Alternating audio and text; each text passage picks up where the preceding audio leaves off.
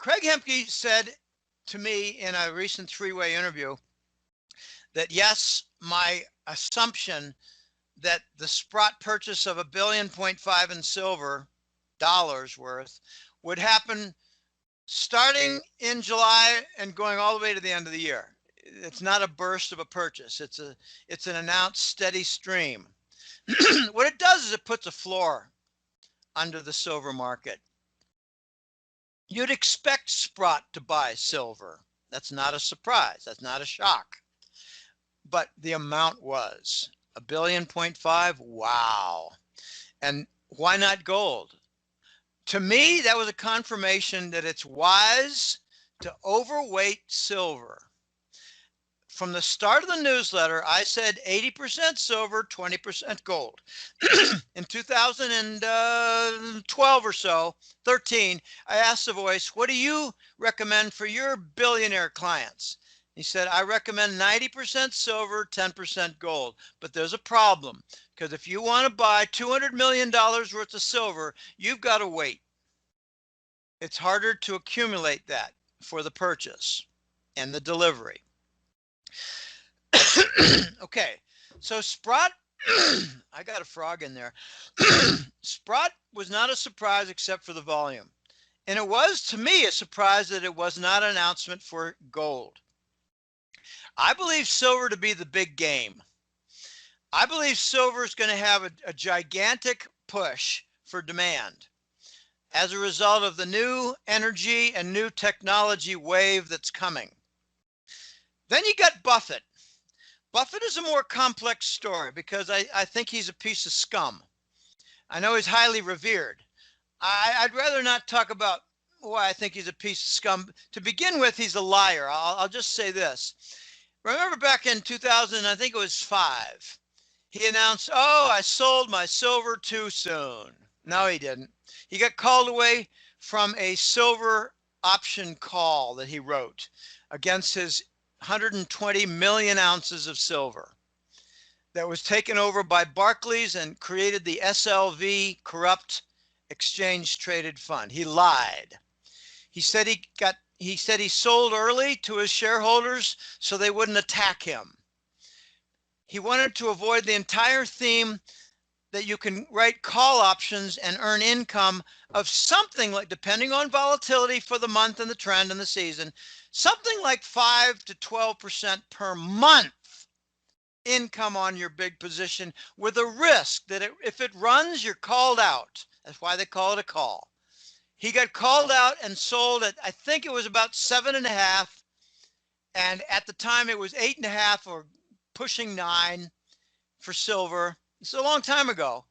And he said, I sold too early. You big fat liar. Anyway, now we've got that he's bought a big stake. I think it was over $1 billion worth of Barrick gold. Now, if I were to say to somebody, someone were to say to me, I want to buy $1 billion worth of stock, I would say, well, that's a lot of stock. You don't have a lot of choices. You have a list of maybe 15 or 20 very large mining firms, but there's only one that I would rule out, and that'd be Barrick. And that's what Buffett bought. So I painted a corrupt picture of selecting that out. And that's what Buffett picked. Now, for those who don't know much about Barrick, they started the Evergreen contract in the 1990s. The Evergreen gold contract, you got to wonder why they call it evergreen. Well, an evergreen tree is always green, even in the winter. Those conifers and pine trees and spruce and balsa, whatever. But the Evergreen contract never required delivery of the sold gold contract. That's why they're called Evergreen. They're always on the books. Evergreen, they're always there. Okay, that's a corrupt, institutionalized contract created by the, how should I say, officers and consultants and Wall Street connections to Barrick Gold. It used to be called American Barrick back then, but now it's Barrick Gold. Well, let me just move along here. We had an event in 2005 where Barrick announced that they were going to sell a secondary stock issuance and cover their hedge book. Okay. And then 2 years later, they did it again, and they let it be known that they really didn't cover their hedge book. They only covered a third of it. So they lost some credibility, they lost some stature and integrity. And people started to question, well, is your secondary issuance going to be complete for covering your hedge book, or will that be a lie also? So it wasn't a very successful secondary issuance in around 2008. The first one was around 05, the next one around 08. We never really heard much more about their corrupt shenanigans after that. And I concluded their hedge book is so damn big they couldn't cover it. Full of evergreens and full of other short, naked shorts. Okay, I believe Buffett did not purchase Barrick stock on the open market. I believe it was a private offering. You could call it a secondary issuance, but secondary implies that it's available to others. I believe it was a private secondary issuance. Private. For Buffett and his Berkshire Hathaway. I believe he covered a significant portion of the hedge book that was on the verge of massive explosion. And notice that the gold price went from, 1,600 to 1,800 and 1,900, creased 2,000, came back down. And after it came back down, you heard this leaked report out of the Bank for International Settlements, Basel. A particular officer let it be known, and why they did, I'll never know. Let it be known that Basel is in favor of a gold price over 2,000. But they just thought it was moving too fast. So they sent out the all clear flag signal to do naked shorts and suppress the price again. So that's why big commercials, namely big banks, have a more naked short sales. But Craig Hemke, Lord Hemke, tells me they've been reducing their position, their open interest. They've been reducing it because we've had a month where it's not gone anywhere. The price of gold has not done anything, and they're just selling and covering. I mean, they're natural sellers, like the dumbasses out there. But it's more than dumbasses who are selling, Paul. It's people. Let me give you an actual story. This is from a friend of mine. And he's a client, he's a friend, more a client than a friend. And he called me up one time, because we know each other. He's visited down here a couple times. And he said, Jim, I want to tell you something. I sold $500,000 worth of gold today and yesterday. And I said, 2 days, it was done? He said, oh yeah, it's a big market. And besides, I was selling into a rising market as it was creasing 2,000. I figured that 2,000 wouldn't hold. We'd come back down and, consolidate in the 1900s for a while. But I wanted to have some kitchen money. That's what he called it, kitchen money, $500,000. I said, okay, what were you planning to do with that, Mike? And he said, well, easy. We might see a bank problem. We might see a bank crisis where I can't get some money out of a bank, but I'm going to load up with cash. I said, well, don't tell anybody. He said, yeah, I know, my basement and the wall safe. And, I said, and the cookie jar, never leave out the cookie jar stacked with $100 bills. He said, oh, yeah, that too. But he said, you know the size of my account? I said, yeah, I know. It's large. It's multi-millions. And he said, it's all safe. And so I'm down half. Those are the kind of sellers that are not dumbasses. The actual sellers are people like you and me and our wealthy friends and clients. They just want to get a little off the top. They've been sitting around with 1,300, 1,400, 1,500 for years, watching the corruption, watching it in disgust. Now it's over 1,900. And they figure, well, if it creases 2,000, it's going to pull back and consolidate. Okay, fine. He sold some.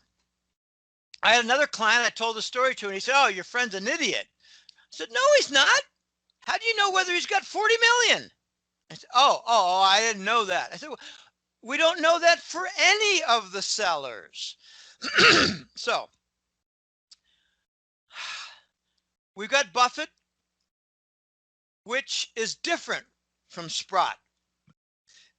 Reinterpret Buffett. Forget the covering of the hedge book. Forget that for now.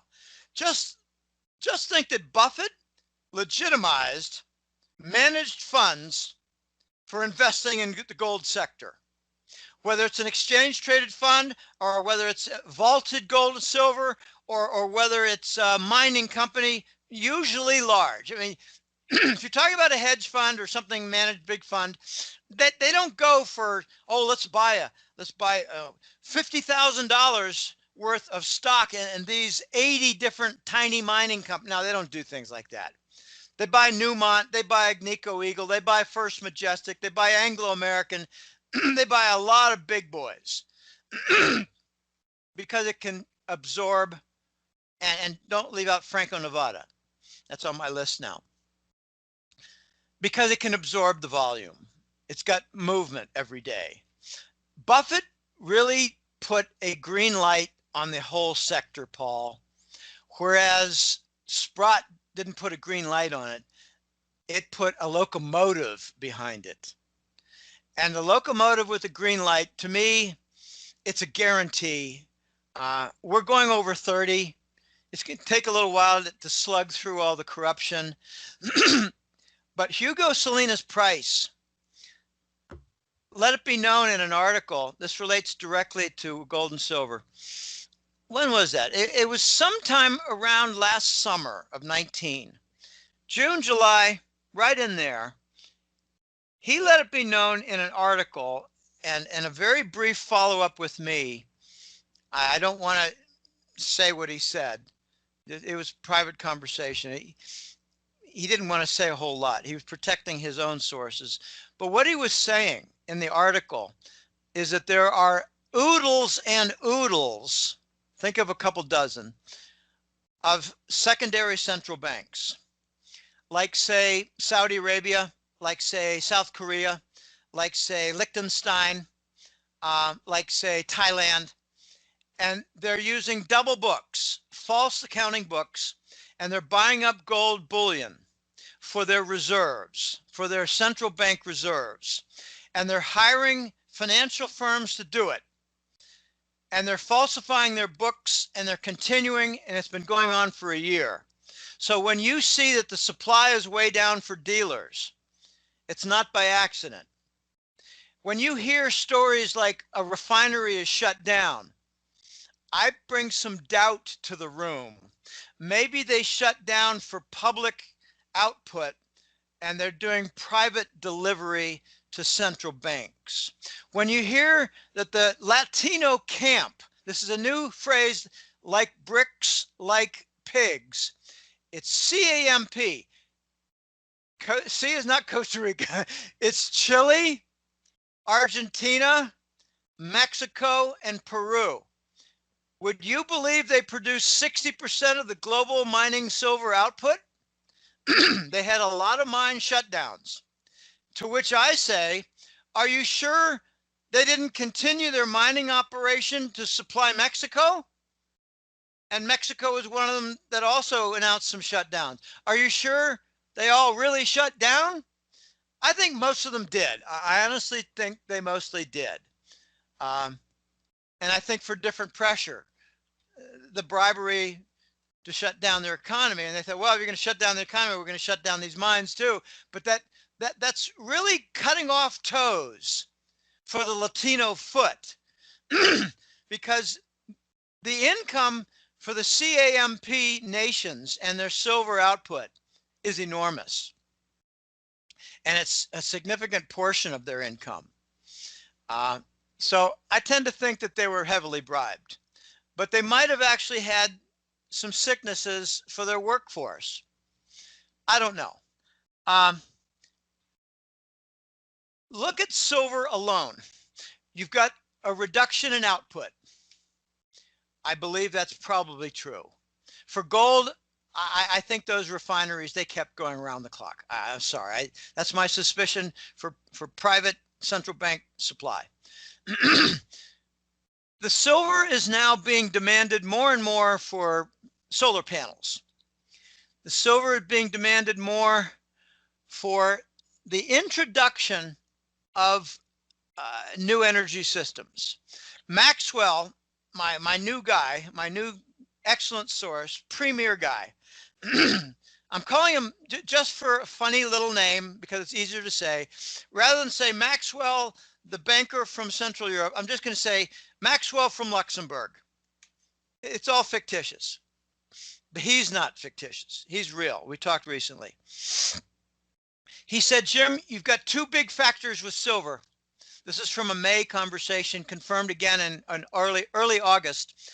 He said, you've got a lot of ramping up of missile deployment, like in Turkey, like in Greece, like in Iraq, like in Syria, like in Saudi, like in UAE, like in Yemen. Whoa! And they all require, those missiles all require a significant amount of silver. He said it's somewhere between 15 and 25 kilograms per missile. And when it's fired, it's never recovered. It's vaporized. I added the point that even the ineffective anti-missile systems that have a lot of sales, like the Patriot is 30 years old and ineffective, but it's still out there. And when it's fired, it hits the ground and it vaporizes. Doesn't matter whether it hits its target, it vaporizes. It consumes silver. He didn't know how much silver was in the Patriot missile. I'm thinking it's like half. That's half of what's in a Tomahawk. It's a bigger warhead, this Tomahawk cruise missile. The Patriot is smaller. It might be a third to a half. Anyway, so he said, JP Morgan got themselves in trouble. It's a mixture of two stories. JP Morgan had a significant silver lease. He said, I can confirm it. I know people who know people. And they're now caught in a squeeze. And you can, I didn't confirm this with him, but here's my opinion. We're going to talk about this later in my next conversation. It's my opinion that the squeeze for JP Morgan on the silver lease to the military complex took place somewhere around 15, 16, 17. So maybe even 18, maybe 19, but I doubt it because it didn't have much time in 18 and 19. That was like waving goodbye en route to 25. It was a quick move. So I think JP Morgan is underwater by at least $5, $7 on a gigantic silver lease. And the fact that it's kind of hovering around 25 day after day, 26, 24, 27, it's caught in a range, and it's a good range to consolidate. This is not bad news for silver holders. We moved from the 15 to 17 range to the 24 to 26 range. Rejoice! That's a 50% move. Or 45, I don't know, I don't care. It's a big move. Okay, JP Morgan's stuck. I think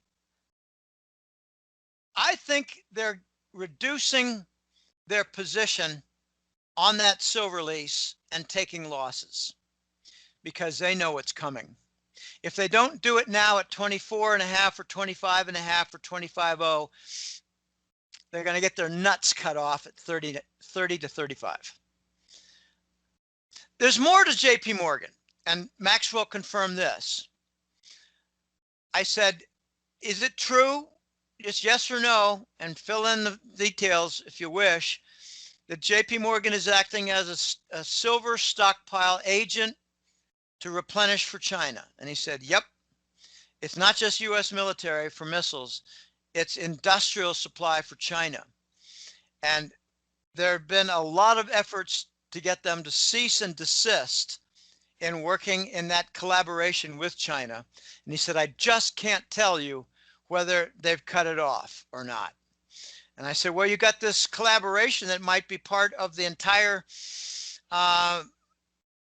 JP Morgan headquarter takeover in 2014 at a huge discount. He said, yeah, I don't believe the discount. I said, oh yeah, I know. It's probably just the remaining cash amount on some contract. And he said, yeah, exactly.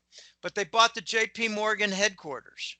It was 2 buildings plus a big nuclear bomb-proof gold vault. Okay, so, and the Chinese conglomerate bought it. So I think we've got more integration of Wall Street with China than we're aware. That purchase of the JP Morgan headquarters complex, I think, was a marriage. And maybe not a solid marriage, but a marriage nonetheless. And it's going to have some implications in the gold and silver market.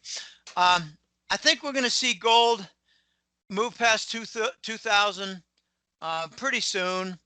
I think we're going to see silver move past 30 pretty soon. It looks like my September 11th call of 2050 for gold and 30.5 for silver is not going to work. But I said, if it doesn't work, just give it a couple more weeks, like the end of September. So let's see where we are by the end of September, Paul. I think that it's funny to call it this way, but Basel might put out the green light for silver and gold to move again. And for a very unusual reason. They might be waiting for the secondary central banks to let them know at Basel that they've accumulated a significant amount of gold, so that when gold goes to 2,500, some of their insolvency will go away. Because the 1990 Basel game plan. Now, what was the guy's name? He was a former Zijlstra. Jelly, a Dutch banker. He was the chairman of the Bank for International Settlement. His name is Jelle Zijlstra. Zijlstra. Zijlstra mapped out how this end game for the dollar will be played. And I featured that over a year ago in the Hat-Trick letter. But basically what it says is the central banks will be badly insolvent from rescuing the sovereign bonds which were not worthy, and they would become a bad bank. And with the loaded up balance sheet of basically toxic bonds, these central banks will need a way out. And the way out is to accumulate gold and get this, and let the gold price rise tenfold. This is in the Basel playbook for the end game of the dollar and the escape hatch for central banks that are loaded down like bad banks holding toxic paper. Now, when this got cited, gold was around 1,500. And that's why you often hear 15,000 as a target price from some insiders who speak with loose lips. We're going to 15,000, Paul. And we're not going to be able to find equilibrium until we do. I was speaking recently about, I can't go, it's a whole new topic. Maxwell described why we're going to 15,000. He described why we're going to 400 or 700 for silver. There's some meetings going on. They're called a reset conference or something like that. Global Banking Reset Conference. They're weekly meetings, and they're managed by the Euro Central Bank. And Maxwell has a friend who's attending it. And if you want more details, sign up for the Hat-Trick letter and read the May report, Armchair Talk with Maxwell. And I'm very happy to say that during a good long conversation that we had recently, Maxwell agreed to become the new voice. I'm sorry to say the voice has not been very helpful in the last year or so. He's gone on to higher levels, and he just, I get emails and I get my hair rubbed the wrong way, like on a cat's back. I've got non-disclosure agreements. Sorry. Yeah. The Saudi Arabs will return to their native trade of goat herding. Goat herding. And I say, well, you know, I don't know about that. The Saudis are sitting on $1 trillion of mineral wealth. Gold, silver, rare earths, cobalt, platinum group. The Saudis have been mining their oil while not mining for 30 years their discovered minerals. So I'm not sure the Saudis are going to go back to goat herding. I think they're going to actually have a run at this, what's it called? The 2030 plan by Prince Salman. They might make a run at that, but they're going to have to introduce better honesty and contract law into their system because it's pretty pathetic. What I hear going on in UAE is not good. Hiring, big 5 accounting firms to falsify documents in order to seize Western bank accounts. That's not how you move toward 2030 and the next generation of economic development. That's UAE. And what they're doing in UAE, they're doing in Saudi. I don't care what anybody says. They're like Mutt and Jeff joined at the hip. Anyway, I'm thrilled that I've got a very friendly, very bright, very connected, and very vocal, cooperative fellow who can fill a little bit of a void that's happened in the last couple of years with me that's bothered me regarding the voice. The voice will always be near and dear to me. He was there at my beginning and he helped me a lot in the formative years of the Hat Trick Letter. He fed me a lot of good information, a lot of good theories. He taught me how to think in certain ways. But if he's not going to help me, he's not going to help me. All right. I get some things from it, just very sparse, and it's bothersome. But anyway, I'm going to be talking to Maxwell. I don't know, every month or two, and getting a big drop, and we've got something right now that is really juicy. And I don't have his permission to talk about it yet, but it's further shenanigans in the gold and silver futures market. A different type of ugly shenanigans. And I'll leave it at that because by the time I write and post the September Hat Trick Letter, I will have been given yes or no permission to talk about it, or at least talk about it in a framework that he's comfortable with, because I need to protect his anonymity. And anonymity is a big word. Absolutely. I'm just joking with you. And it makes total sense because, like, in my simple mind, I'm just thinking, everybody, and just from the very, very, very, very bringing it down to the most basic level. Well, what do you always hear? Everybody says all the time, "Oh, the debt's not going to be paid back. Oh, the debt's not going to be paid back." Oh, that's like everybody knows that the debt can never be paid, which goes total sense for that $15,000 gold, $700 silver, because then the debt gets paid off, doesn't it, there, Jim? I don't know. I think the debt is going to take a force majeure for U.S. Treasury. And I think that we're going to get some force majeure for a lot of major bonds, corporate bonds. I think we're going to see a force majeure for mortgage bonds. And with the treasuries and big corporations and mortgages, it will be easy to then forgive mortgages and maybe have a more widespread debt jubilee. I think we're going to see a debt jubilee, Paul. And if they did not run up the U.S. government debt $5 trillion this year alone, there's more deficit than there is non-deficit in the budget. It's over 50% is what I'm trying to say. I think we're setting us up psychologically and intellectually that it makes logical sense. And student loans, I think, are going to be forgiven. What are you going to do? You go to the reset, you're going to have like 5 million paupers who are going to be indentured servants the rest of their life. No, it's not going to work that way.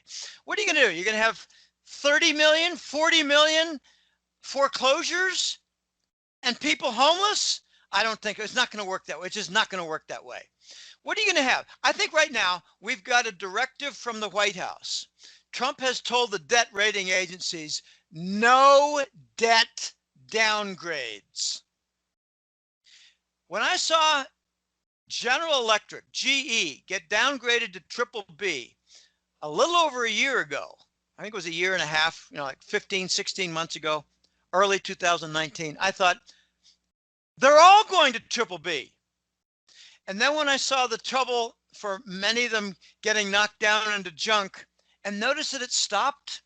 March, April, we had a few knocked down to junk, like B minus, double B minus, or whatever it is. Then it stopped. Why did it stop? Did the trouble go away? I don't think so. Did it all get worse? Absolutely. What stopped? The downgrades stopped. I think by order. We didn't want to cause confusion in the bond market and wreckage of the banking system. I think we're going to have a debt jubilee. I think credit card debt is going to go away. Mortgage debt going away. What I don't have a good answer for is rent. But, just look at the chain of command with rent. Okay, an apartment building, all the rent is forgiven, fine. What happens to the landlord? He's got a mortgage. Well, that gets forgiven, okay, and then trickle down and there's no rent. How long are we going to have no rent? How long are we going to have no mortgage? I mean, golly, this is going to get very complicated.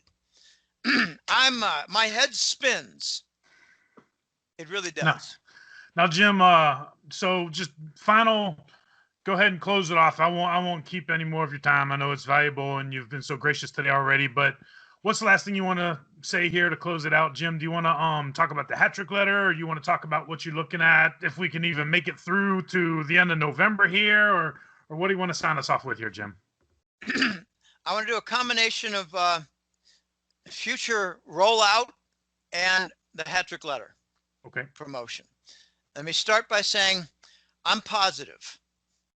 I believe Trump has got 1 foot in the bad pond and 1 foot in the good pond, and he's got some doubles and he's got some flipped agents as officials, and he's fooling some people in the evil deep state camp, the cabal. The cabal is the globalists, the cabal is the deep state. It's the fascist camp. It's big pharma, news networks, American Medical Association, some portions of military complex, big banks. I think they're going to pull this off. The election, that is. If they had an honest election, I think Trump would win by somewhere between 40 and 60%. That's 40 and 60%. A legitimate poll I saw recently had him at 75 versus 11% versus to Biden. 75 versus 11. There were more undecided than there were for the dementia. I called this former senator from the state of dementia, Biden, who I think is a clone. I just don't think that's the original Biden. Something's wrong. Something's wrong. The chaos is going to come with the mail-in ballots. And the Supreme Court, as I mentioned, has ruled that gerrymandering for redistricting of the Oregon representatives was not valid. So how on earth are presidential votes going to operate with mail-in ballots? They're going to try in the Democrat states to say, well, we got people who are afraid of the pandemic and they want to stay indoors and be safe, and they don't want to mingle with all the crowds at the voting centers, so we have to accommodate all them. And it's going to get interesting. It might get chaotic. And there might be a tremendous number of mail-in ballots that get ruled out. Hulk Hogan was in the news. I don't know whether it was Social Network or just got quoted by an online journal, but Hulk Hogan, the former wrestler, says, I have a friend whose dog named Nugget got a mail-in ballot for the president vote. Okay, this is extraordinary, the level of corruption in the Democrat Party. I have a hard time calling it the Democrat Party because it's more like the American Marxist / globalist party. Some of its funding promotions are from Soros. That's not Democrat. That's very anti-democracy. So when the Democrats don't act like promoters of democracy, like challenging votes, shutting down economies because the other political party has the White House. That's not democratic. Democratic has an implication of fair-minded. He's our president, so we'll honor him and respect him and follow his orders and leadership. And we don't have that. So the Democrat Party is acting like a rogue political party that deserves banishment. And I wonder if that's what's on the other side of the reset. Maybe the creation of a new political party like Libertarian versus Republican. I don't know. I don't have the answers for all that. But I think we're going to have some ugly, drawn out challenges from many states. And you're going to have to watch the military, because I believe they are now in charge of most of the voting centers. And I believe they have cleaned out the Diebold corrupt software. Let me give you a quick story. I've got a friend. His name is also Jim, and he comes from Philadelphia. And in the 2004 November election, where it was John Kerry versus Baby Bush for re-election, my friend Jim volunteered along with 5 other people to enter the voting center and inspect the levered machines. There weren't automated computer type software machines. Those are corrupt in a different way. Oh, wait a minute. I didn't vote that way. That's your summary. I didn't vote that way. Could you? Okay, that's the Diebold effect. But with Jim, it was, they looked at every machine and every single one had 500 votes for Bush at 7 in the morning before they opened. Okay, that's just blatant corruption. Yeah. I'm told that the NSA and the military are working overtime to make valid official voting centers, but we're going to have a real problem with the mail-in ballots. Okay. www.golden-jackass.com. That's the name of the news, the website, and it's the home of the Hat Trick Letter, my newsletter. I now have, amazingly, 16 and a half years. When I started this, I had brown hair, a little more of it, and no wrinkles. Well, I still have no wrinkles, but I'm collecting Social Security now. So it's been a long haul. It's been a great ride. And I got to say, the only regret I have is the spring of 2017 going on and on about the details of ritual satanic killings of children, because my life has turned into a partial hell with staggering losses, removal of all savings, debts, lost pensions, and I'm struggling. I'm doing okay, but I'm struggling. I wouldn't mind a debt jubilee, but that wouldn't apply to a loan for my brother. That'll be taken care of at our inheritance, it seems. My dad is 107 months. No, 108 months of age. Unbelievable. Still alert. Still lucid, as they say. Slower, but lucid. I invite people to go to the Hat Trick Letter website, Golden-Jackass. Check out the public articles and interviews. And I got to say that, years ago, there were 3 times as many articles as there were interviews, and now there are 6 times as many interviews as there are articles. I'm getting invited all over the place, and I think I know why. It's because I got a lot of correct forecasts. In the last year, there was a group of 15 forecasts that pretty much hit simultaneously, like infinite QE, rejection of the dollar globally, bond failure, big jack up in the Treasury bond debt, U.S. government debt. and now this Skidmore fellow, the professor of finance from Michigan State, he's actually put out some information that he's discovered an additional 92 trillion missing. It comes from Treasury bond churning and duplicate serial number sales. In other words, 10 billion in treasury bonds is to be refunded and sold again, but they really do 20. Italy did that a lot. They'd have 2 different bonds with the same serial number. Where does the extra money go? It goes to Wall Street, people. Wall Street. It goes to Wall Street. 90 extra trillion dollars went to Wall Street over the course of maybe 40, 50 years.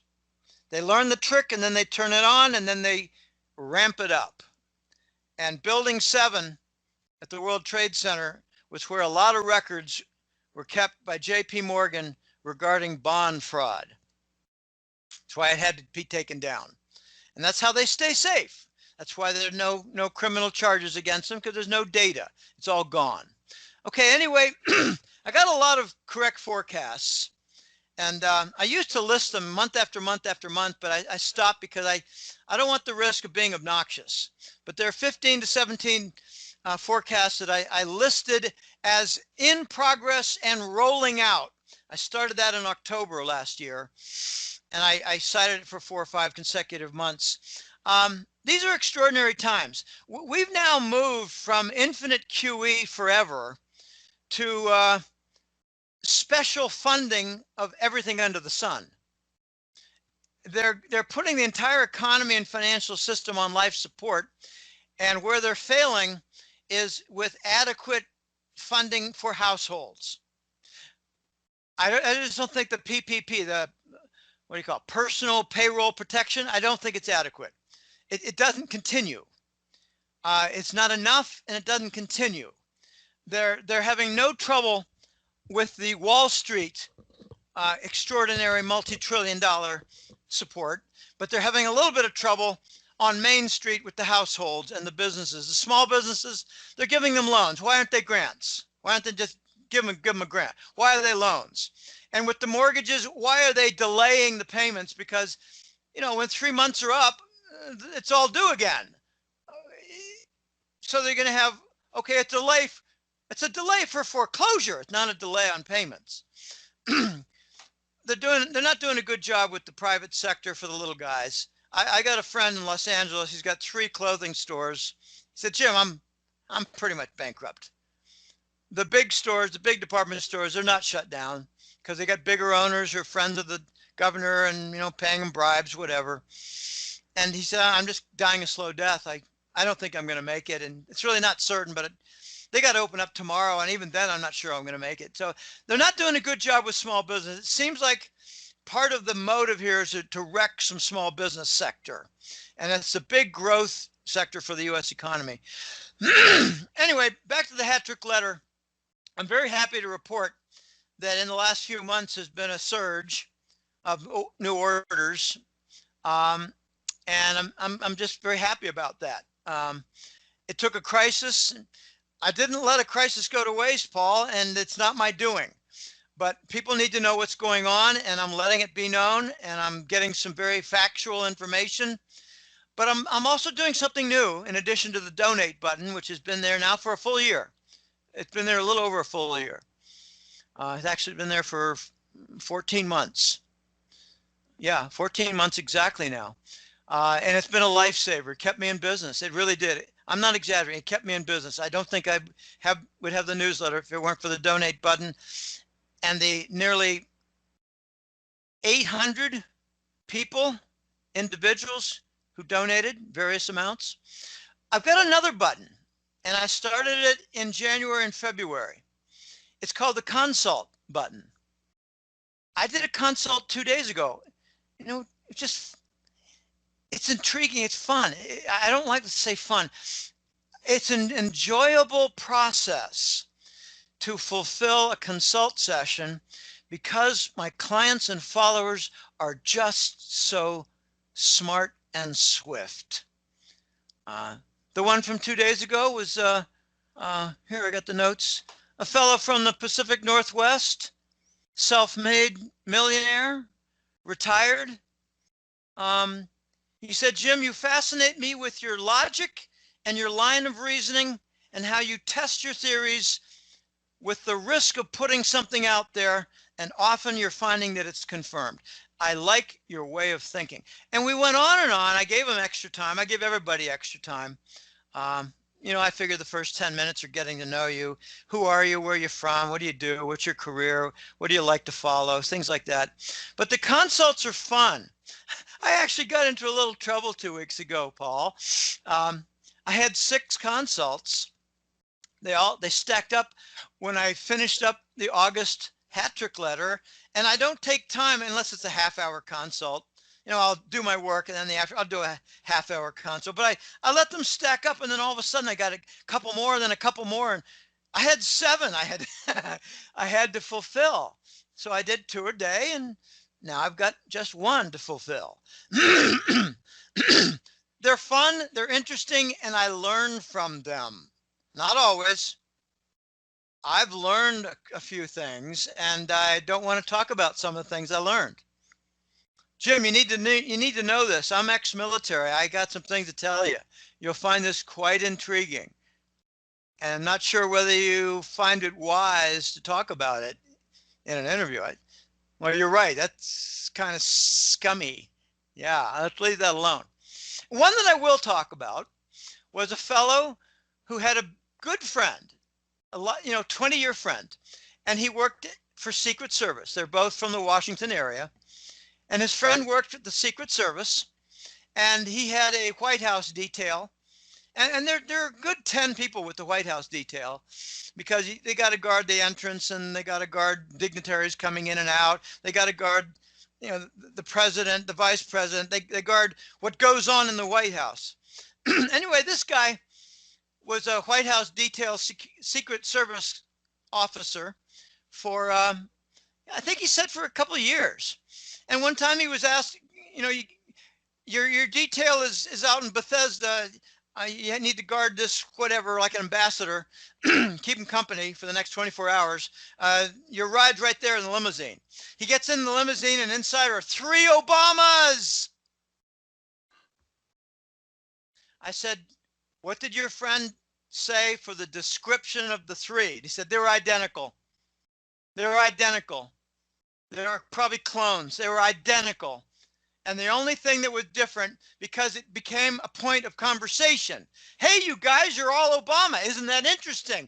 Are you all exactly the same? One had freckles here. The other had freckles there.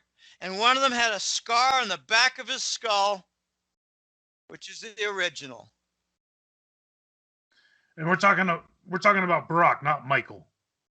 We're talking about Barack Obama.